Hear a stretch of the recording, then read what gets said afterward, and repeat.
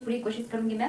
तो ब्रीदिंग का मतलब हम क्या समझते हैं? ब्रीदिंग मतलब क्या होता है? द प्रोसेस ऑफ इनहेलेशन और exhalation is known as breathing. यहाँ पे हम क्या बात करते हैं कि वो प्रोसेस, जिस प्रोसेस में इनहेलेशन और एक्सहेलेशन होता है, उस प्रोसेस को हम ब्रीदिंग कहते हैं। इनहेलेशन के बारे में अगर हम बताएं तो इनहेलेशन क्या होता है? इनहेलेशन मतलब क्या हुआ? सांस लेना। जब भी हम सांस लेते हैं तो इस प्रोसेस को हम इनहेलेशन कहते हैं। मतलब ऑक्सीजन को एटमॉस्फेयर से अंदर लेना, हमारे बॉडी के अंदर लेना, इसको इनहेलेशन कहा जाता है। और दूसरा जो होता है वो हमारे पास दूसरा प्रोसेस आता है जिसको हम एक्सहेलेशन कहते हैं। पहला प्रोसेस इनहेलेशन और दूसरा प्रोसेस एक्सहेलेशन होता है। एक्सहेलेशन मतलब ऑक्सीजन CO2 को हम बाहर निकाल रहे हैं। मतलब एक बार जब हम सांस लिए तो उसको इनहेलेशन कहते हैं और एक बार जब हम सांस छोड़े तो उसको हम एक्सहेलेशन कहते हैं। ब्रीदिंग करते समय हमारे पास बस ये दो प्रोसेस ही होते हैं जो कि इंक्लूडेड होते हैं। पर ये दोनों प्रोसेस में भी दो पार्ट ऐसे होते हैं हमारे बॉडी के जो कि बहुत ज्यादा मेन रोल प्ले करते हैं। उसमें से जो सबसे पहला पार्ट आता है जिसको हम रिब केज कहते हैं और दूसरा पार्ट आता है जिसको हम डायफ्राम कहते हैं। So rib cage is what? Rib cage मतलब क्या हुआ? वो पार्ट जिस पार्ट में हमारा लंग्स प्रेजेंट होता है, वो पार्ट जिस पार्ट में हमारे पास लंग्स प्रेजेंट होते हैं, उस पार्ट को हम क्या कहते हैं? उस पार्ट को हम कहते हैं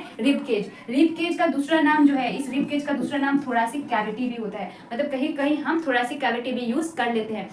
हम पढ़ते हैं ना कि रिब बोन्स प्रेजेंट होते हैं, 12 पेयर्स ऑफ रिब बोन्स हमारे यहाँ पे थोरैसिक कैविटी के पास प्रेजेंट होते हैं। तो इसको हम रिब केज या फिर हम थोरैसिक कैविटी भी बोलते हैं। दूसरा चीज हम बात करें कि डायफ्राम क्या होता है, तो डायफ्राम एक ऐसा पार्ट होता है, एक ऐसा स्ट्रक्चर होता है जो कि हमारे थोरैसिक कैविटी को और एलिमेंट्री कैनाल को डिफरेंस करता है। एलिमेंट्री कैनाल क्या होता है? वो पार्ट जिस पार्ट के अंदर हमारे पास डाइजेशन या फिर न्यूट्रिशन होते हैं, उन सारे पार्ट को हम क्या कहते हैं?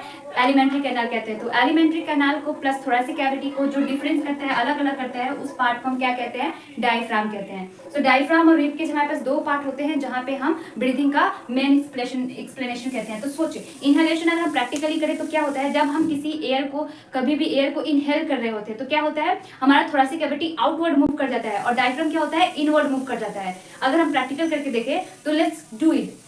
इनहेल, तो इनहेल करेंगे तो क्या होगा? थोरैसिक कैविटी बाहर मूव करता है और डायफ्राम अंदर मूव करता है। तो जब हम इनहेलेशन करते हैं तो हमारा रिब केज मूव आउटवर्ड और डायफ्राम मूव इनवर्ड। तो ये प्रोसेस के अंदर ये चीज होता है, मूव आउटवर्ड और इनवर्ड होता है। दूसरा चीज अगर हम एक्सहेलेशन की बात करें तो क्या होगा? जब हम सांस को लीव करें, मतलब जब हम सांस छोड़े तो होगा क्या? Let's do it practical.